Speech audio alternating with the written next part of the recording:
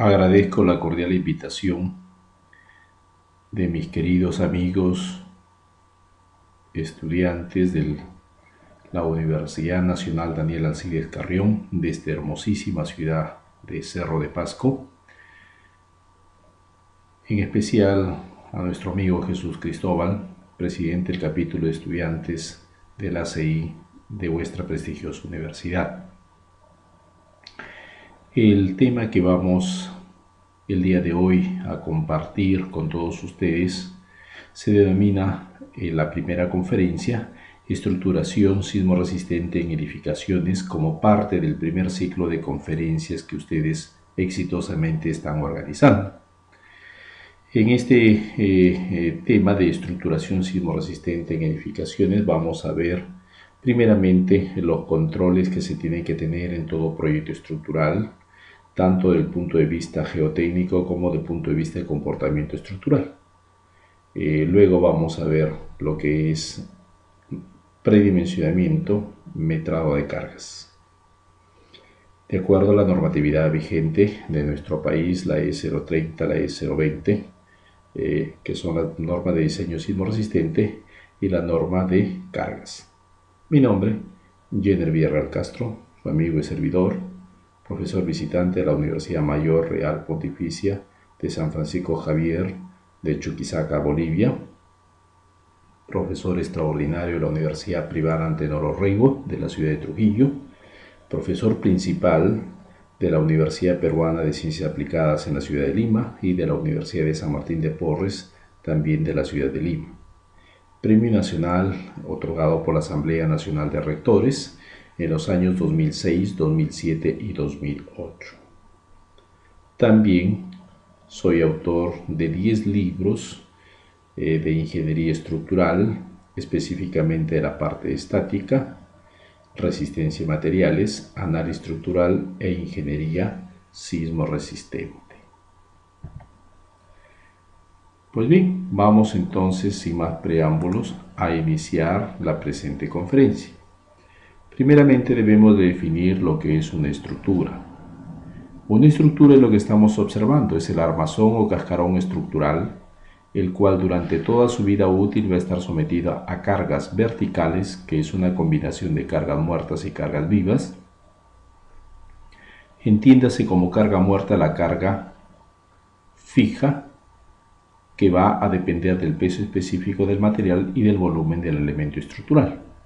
Y la carga viva viene a ser la carga temporal, a la cual estará sometida la estructura, dependiendo del uso de la edificación. Pero no solamente esta estructura va a estar sometida a cargas verticales, sino también ante cargas laterales, efectos de sismo, efectos de viento. En resumen, se tiene que hacer todo ello. A partir de una arquitectura se logra la estructuración, que viene a ser el donde voy a ubicar mis elementos de corte, luces para poder peraltar vigas con que peraltes respectivos. Al mismo tiempo, dónde debo ubicar los muros, es necesario placas o no, en fin. Luego hago un predimensionamiento, que significa un dimensionamiento inicial de cada uno de los elementos estructurales. Después paso a hacer un metrado de cargas tanto vertical como por sismo, con la diferencia de que el metrado de cargas por sismo se considera solamente un porcentaje de la carga viva. Luego pasamos a efectuar un modelo de análisis, una modelación numérica, computarizada hoy en día, en cuanto a lo que es carga vertical y carga de sismo.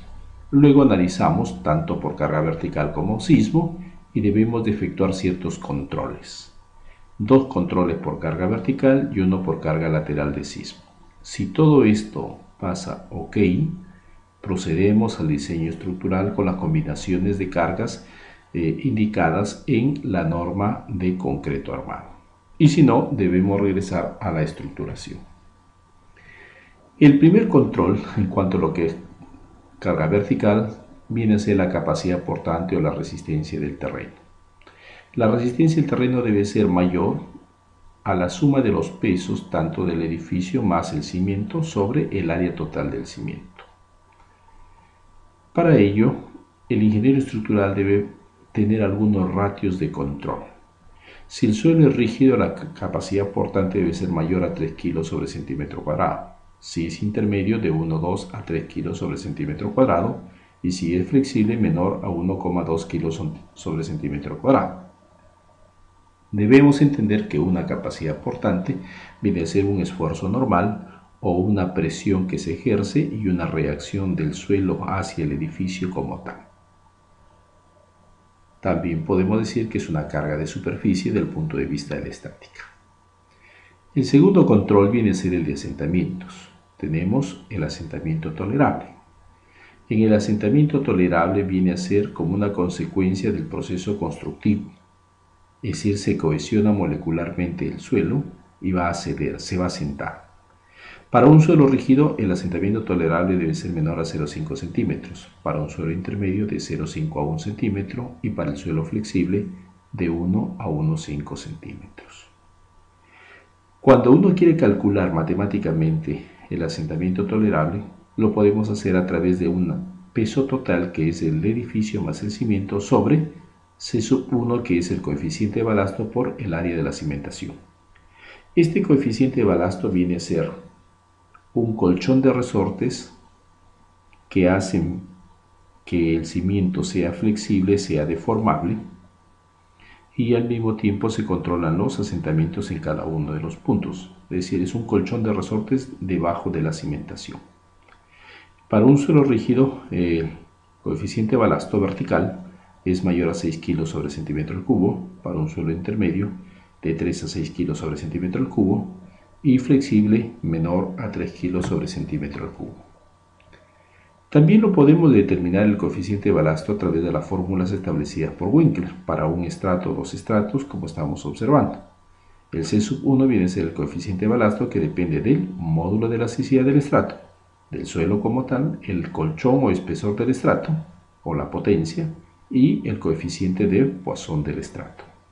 Si son dos estratos, va a utilizarse la fórmula de la parte inferior. El otro tipo de asentamiento viene a ser el diferencial que está tipificado en nuestra norma de suelos y cimentaciones, en los cuales nos indica de que es para evitar la pérdida de estabilidad de la edificación.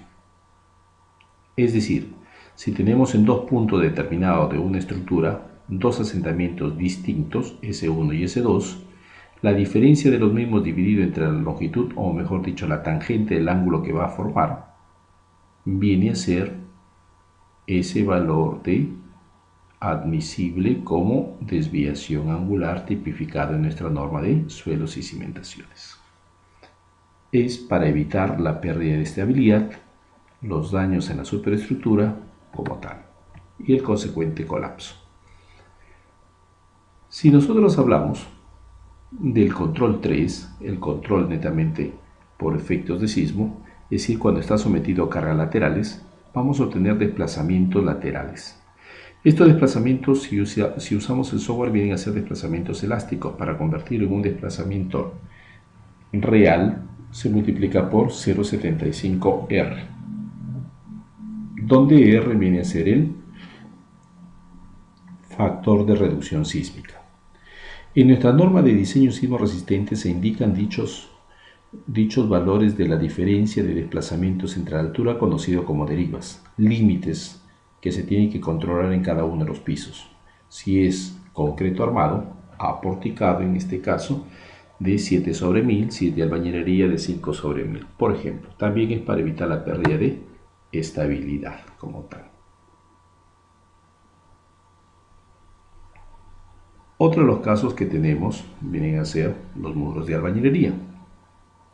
En este caso, para lograr un buen confinamiento se tiene que efectuar algunos casos especiales, por ejemplo, cada 3 o 4 hiladas colocar un bastón de acero corrugado o alambre número 8, fijarlo hasta la mitad o un tercio del espesor de la columna y con una longitud de 80 a 100 centímetros como tal, de tal manera que amarre, y cuando se haga el vaciado de la columna también tiene que colocarse el muro en forma dentada para que cohesione bien.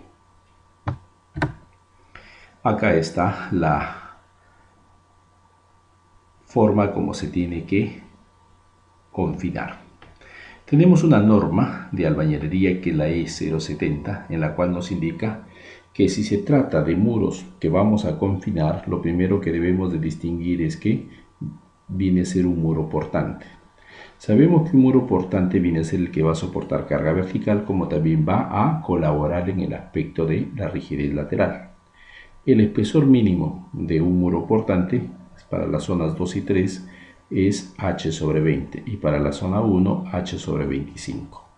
Se determina el esfuerzo axial máximo para cada uno de los muros en ambas direcciones, lo cual va a depender de la carga tributaria del muro, la longitud del muro, el espesor del muro y el F'M, que viene a ser la resistencia a la compresión del muro, así como H, que viene a ser la altura efectiva del muro.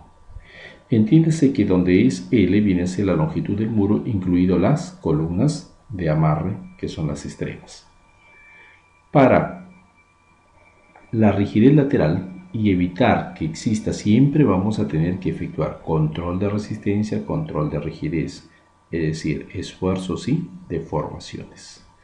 Por lo tanto, también debemos de controlar lo que es dicha rigidez a través de la densidad mínima de muros, ¿no?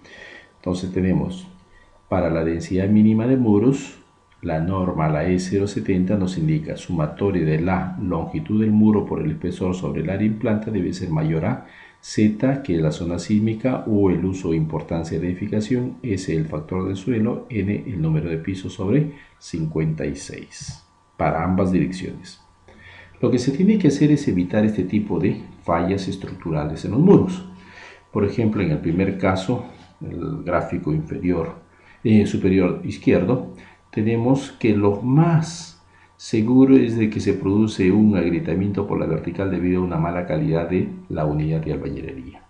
En cambio, si el agrietamiento es a uno de los extremos, lo más seguro es que exista asentamiento. Si es localizado en un bloque, en un sector como lo que estamos viendo en la parte derecha inferior, viene a ser por sobrecargas. Y el agrietamiento en diagonal vendría a ser específicamente por que el muro es la carga, mejor dicho, no puede soportar la carga lateral, hay una gran deformación y el muro se va a agrietar totalmente, ¿no? Rigidez como tal lateral. Para ello se recomienda de que se hagan ciertos ensayos. Uno de ellos es el de compresión diagonal, como lo que estamos observando. En cuanto a los elementos estructurales y superdimensionamiento, losas aligeradas. La losa aligerada, cuando es por carga vertical, se comporta como flexible y por carga lateral como un diafragma rígido. Se recomienda que el espesor de la losa aligerada viene a ser la longitud nominal sobre 25. Ahí se tiene un cuadro donde se tiene la luz respectiva con el espesor tentativo de losa y el ladrillo 5 centímetros menos como tal. Por ejemplo, para 4 metros, espesor de losa 17 centímetros, ladrillo de 12. Para 5 metros, espesor de losa de 20, ladrillo de 15. Para 6 metros, espesor de losa de 25, ladrillo de 20. Para 7 metros, espesor de losa de 30, ladrillo de 25. La altura de la losa incluye los 5 centímetros de la losa superior, como estamos observando en el gráfico respectivo, siendo la vigueta de 10 centímetros como tal. Cuando se hace un proyecto también se tiene que entender que hay piso terminado que tiene una sobrecarga también adicional, generalmente de 150 kilos por metro cuadrado.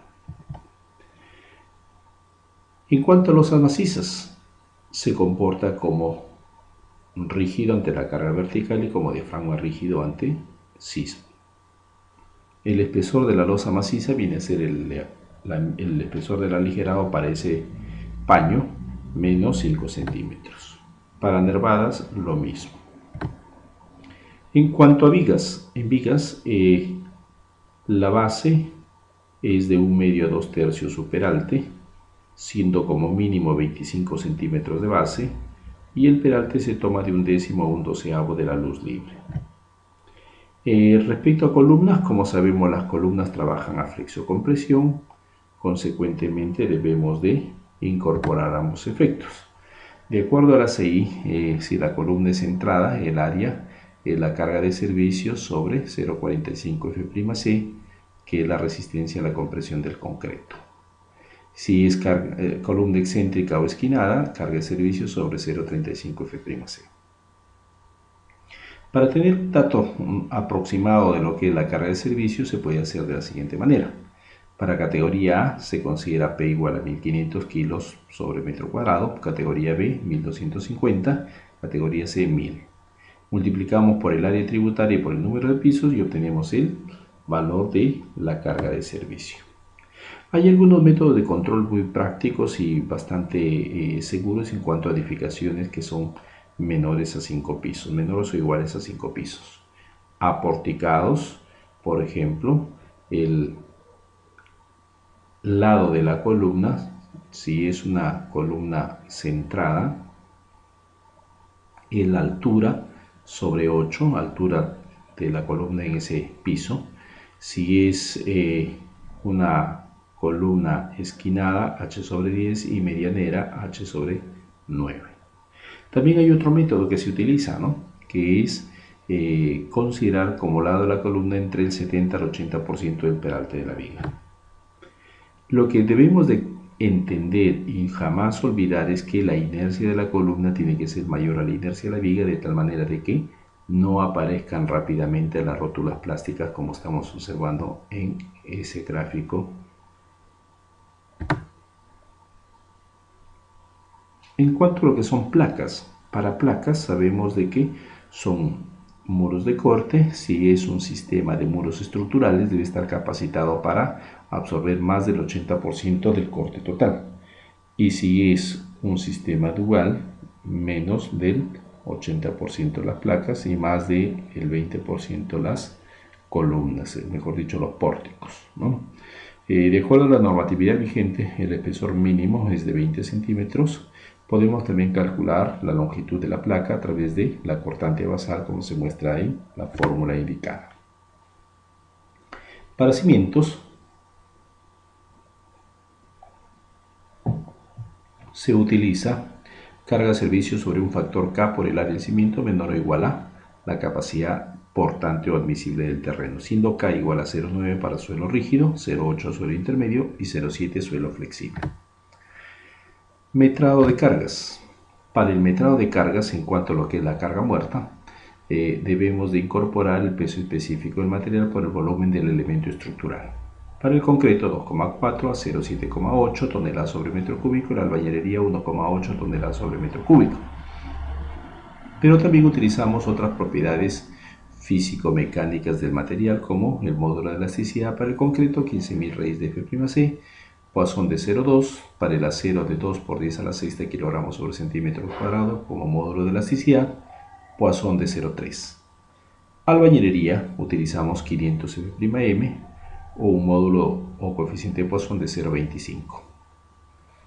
En cuanto a lo que es la albañilería, el ladrillo industrial es de 65 kilos sobre centímetro cuadrado y el artesanal de 45. Eso debemos entenderlo. Para el acero, el esfuerzo de influencia de 4.200 como tal. Y para el concreto, lo que es la resistencia mínima de 210 kilos sobre centímetro cuadrado. Para la losa aligerada, lo que debemos de utilizar es la carga por área multiplicado por el área de la losa para obtener su peso total. Y en cuanto a lo que es la carga viva, va a depender mucho del uso de los ambientes. Por ejemplo, si es una vivienda, vale 200 kilos sobre metro cuadrado.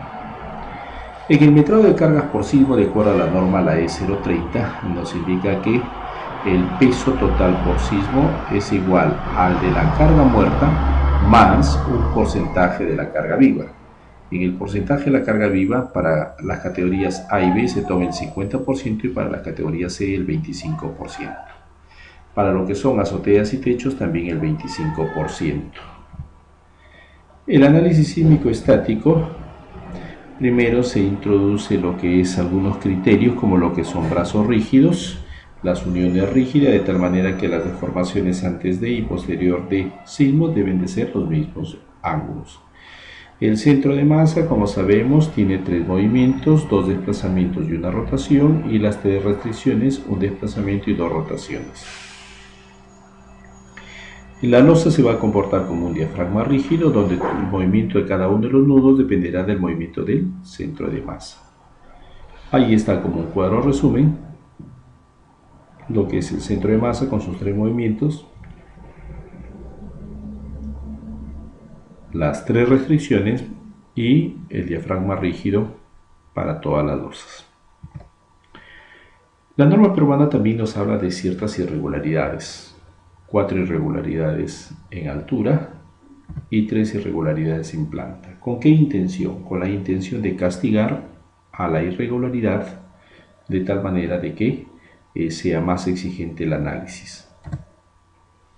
Para ello, la norma peruana de diseño sismo resistente, la E030 para el análisis estático, nos identifica claramente que es exclusivo para edificios regulares con una altura menor a 45 metros.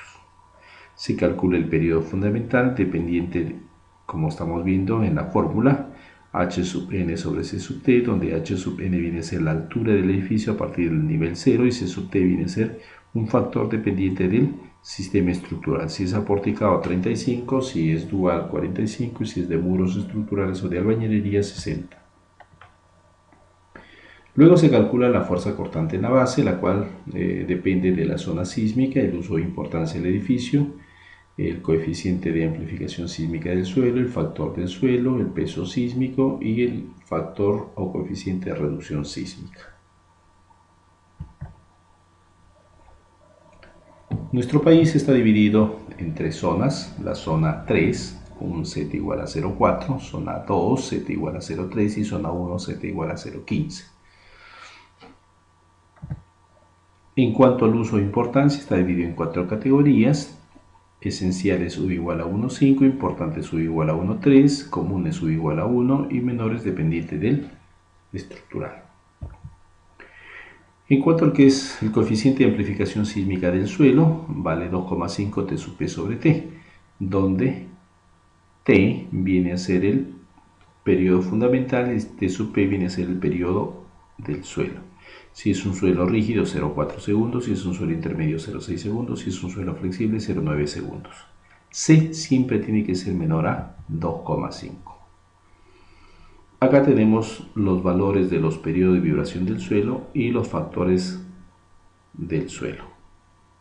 Si es un suelo rígido, S igual a 1, suelo intermedio es igual a 1,2, suelo flexible es igual a 1,4. Condiciones excepcionales depende del ingeniero geotecnista. El factor o coeficiente de reducción sísmica también está tipificado. Para edificaciones regulares son esos valores, para los irregulares se toman los 3/4 del regular. Luego se distribuye la fuerza sísmica por altura. Si el periodo fundamental es menor a 0,7 segundos, se utiliza esa fórmula. Si el periodo fundamental es mayor a 0,7 segundos, se calcula una fuerza adicional, luego se incluye en la fuerza sísmica por pisos. La excentricidad accidental indicada o tipificada en nuestra norma es del 5% para ambas direcciones. Luego se hace un control de desplazamiento lateral o de derivas. Para el caso de concreto armado, 7 sobre 1000, acero 10 sobre 1000, albañilería 5 sobre 1000, madera 10 sobre 1000, muro de utilidad limitada 5 sobre 1000. Para ello los desplazamientos deben de ser reales. Para que un desplazamiento sea real, volvemos a repetir, debe ser multiplicado por 0,75 R. Si un muro o pórtico absorbe más del 30% del corte total, se tiene que diseñar con el 25% adicional o 125% de su valor. La junta sísmica es la que nos va a permitir o va a impedir el impacto entre dos edificaciones vecinas. Esa junta sísmica es mayor a 3 centímetros y depende de la altura de convergencia o de impacto entre las dos edificaciones, por la relación que se observa. En cuanto al análisis sísmico dinámico, es una suma del análisis modal más el análisis espectral o el análisis tiempo-historia. Como sabemos, un sismo viene a ser un movimiento caótico en el cual vamos a tener que ver o determinar periodos y fuerzas de diseño. Los periodos se obtienen a través del análisis modal, que es un estudio de las formas o modos de vibración libre. De acuerdo a nuestra norma, se tiene que considerar un mínimo número de modos donde la masa participativa sea mayor del 90%. Si el número de pisos es menor a 5, el mínimo número de modos debe ser de 3 y el primer periodo debe ser menor a 0,5 segundos. Si es de 6 a 10, número mínimo 5, primer periodo 0,6 a 1 segundo. De 11 a 15, 8, 1,1 a 1,5 y mayor a 16, 10 y mayor a 1,6. En pocas palabras podríamos indicar que el primer periodo viene a ser aproximadamente 0,1 por el número de pisos en segundos. Las masas se tienen que calcular, las de traslación, si es una estructura regular como en planta, como estamos observando en el gráfico superior, o si es irregular como lo que se ve en el gráfico inferior. Ahí están las relaciones con las cuales se van a calcular las masas traslacionales y rotacionales. Para ello se ubica en el centro de masa. Se calcula primero el centro de masa inicial, dependiente de los pesos y de las ubicaciones de los centroides. Luego el centro de rigidez, que depende de la rigidez, y los centroides. Acá tenemos un centro de masa y un centro de rigidez. La diferencia de los mismos, si nos sale positivo o sale negativo, va a indicar se va la excentricidad hacia el lado derecho o hacia el lado izquierdo, se va hacia arriba o se va hacia abajo. Va a depender en sentido positivo o en sentido negativo. Si nos sale negativo significa que va a ir en sentido opuesto, negativo. De esa manera calculamos la nueva ubicación y ahí está, del centro de masa final. ¿Ya? En cuanto al análisis espectral, se calcula una aceleración espectral dependiente de la zona sísmica, uso de importancia del edificio, factor del suelo, factor de amplificación sísmica, aceleración de la gravedad y el coeficiente de reducción sísmica. El C ahora sí se construye como un espectro. Acá tenemos para un suelo rígido en forma de tabla y para un suelo flexible en forma de gráfico logarítmico. La dirección del sismo, de acuerdo a nuestra norma, va a ser mutuamente perpendicular, es decir, en ambas direcciones. Para el tiempo historia, lo que necesitamos es el número de puntos del registro, el intervalo entre los puntos del registro, la unidad de medida, y cuando vamos a utilizar el software nos va a pedir el número de puntos por línea, que va a depender de la forma como lo estamos agrupando. En las discusiones que se han tenido en la escuela de posgrado de la UPC y luego se expuso este mismo tema en el Congreso Nacional de Ingeniería Civil en Cajamarca, algunos aportes que consideramos importantes. Por ejemplo, se tiene que considerar el 50% de la rigidez de la sección sin agrietar. De acuerdo al artículo 18.3, se tiene que identificar, ¿no?, cuándo se tiene que aplicar análisis inelásticos, cuántos registros son los necesarios y qué características deben de tener, porque las respuestas van a ser diversas. Se tiene que incorporar la interacción suelo-estructura, que esperamos pues se haga en algún momento en nuestro país y no estemos tan rezagados de otros países industrializados donde la interacción suelo-estructura es punto importante dentro de la norma de diseño sismo resistente. También el diseño basado en desempeño y los sistemas de protección sísmica, tanto disipadores como aisladores. Al mismo tiempo, la norma de diseño sismo resistente tiene que ir de la mano con la norma de diseño, no pueden ser actualizadas una independientemente de la otra. Les voy a mostrar unos aportes que se han tenido en la Escuela de Posgrado de la Universidad de Ciencias Aplicadas en Lima. Tenemos este proyecto de diseño de un edificio de oficinas con 2% de amortiguamiento, realizado por los ingenieros Risco Ceballos Marco Antonio, Rojas Cornelio David Alberto y Borja Rueda John. ¿Qué es lo que se hizo? Se utilizó ya no el 5%, sino un 2% para el caso del concreto. Para ello se tiene que distinguir qué significa un amortiguamiento. Será un amortiguamiento de column, un amortiguamiento viscoso, un amortiguamiento estructural o histerético. Los viscosos vienen a ser cuando se va a utilizar pues algunos dispositivos adicionales como los disipadores. En este caso viene a ser un amortiguamiento estructural. Cambia el espectro Se basó en diversos estudios de diversos países, como lo que estamos observando, y se resume en lo siguiente, ¿no? De que el amortiguamiento de acuerdo a la tendencia mundial no es del 5% como está tipificado en nuestra norma, sino es para el caso del concreto aproximadamente el 2 al 2,5%. Sin embargo, las normas internacionales todavía no lo han incorporado, esperemos que en algún momento se haga. Se hizo un flujograma completo para poder distinguir qué es lo que tendríamos que hacer como una hoja de ruta, de tal manera de llegar al punto final que es el diseño estructural con la elaboración respectiva de los planos. Para ello se hizo un procesamiento de registro del tiempo historia a través del programa Sismo Signal, versión 4.0.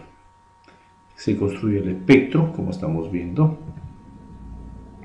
y luego se obtuvo una curva de C versus el amortiguamiento. Para cada uno de los casos, el valor de C cuando el amortiguamiento es del 2% es de 3,5, entonces sería 3,5 T sub P sobre T.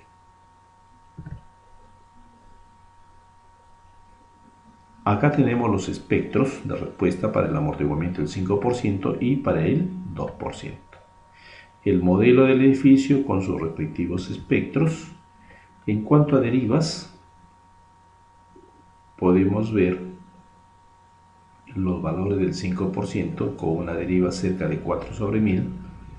En cambio, para el 2% se subió a 5 sobre 1000. Es decir, bajamos el amortiguamiento, mayor deformación, mayor necesidad de fuerzas para poder disipar esa energía. Otro trabajo importante en la UPC que se realizó es una tesis denominada Diseño Estructural de una Edificación con Disipador de Energía y Análisis Sísmico Comparativo entre el edificio convencional y el edificio con disipador de energía para un sismo severo. Autores los ingenieros Himmler Cano Lagos y Ener Sumaete Escobedo. ¿Qué aportes tuvieron acá? ¿No? Se utilizó la metodología de diseño Vision 2000 basado en el nivel de desempeño. Si es el daño despreciable es totalmente operacional, si es leve es operacional, si es moderado es seguridad, si es severo precolapso, completo colapso. En el caso nuestro de nuestra norma trabaja con moderado. Acá se tiene el nivel del sismo de diseño versus el nivel de comportamiento esperado.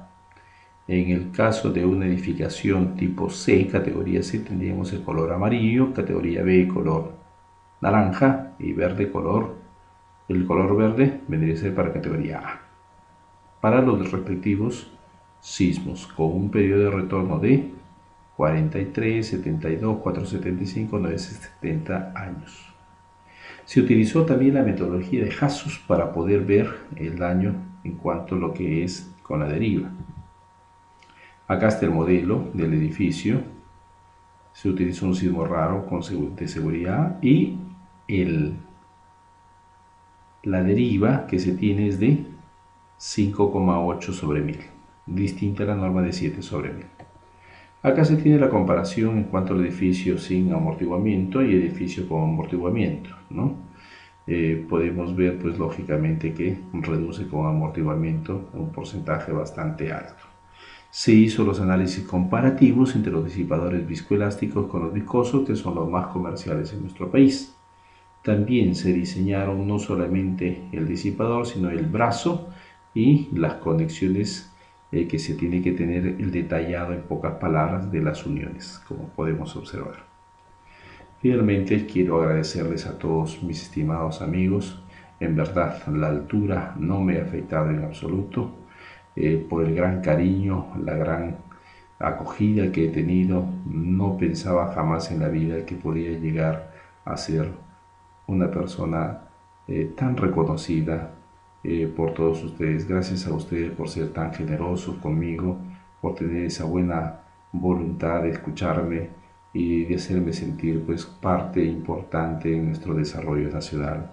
De mi persona siempre van a tener no solamente conocimiento, sino palabras de aliento y consejos para que sean totalmente exitosos. Finalmente comparto un mensaje muy importante. En las últimas conferencias siempre lo estoy haciendo así, de esa manera. El mensaje dice lo siguiente: nunca te avergüences de tus raíces, sé orgulloso de tu pasado y mucho más de tu futuro. Empieza a construir una nueva vida llena de éxitos y felicidad. Tu familia y el Perú te lo agradecerán. Muchas gracias, estimados amigos. Ahí está mi correo electrónico, la dirección de mi blog y también de el canal de YouTube que tengo y con el cual ustedes pueden visualizar también la presente conferencia posteriormente. Muchas gracias, que Dios los bendiga y nos volveremos a ver en la conferencia número 2 que ya me han comprometido. 2 conferencias en este primer ciclo de conferencias de vuestra universidad. Gracias a todos.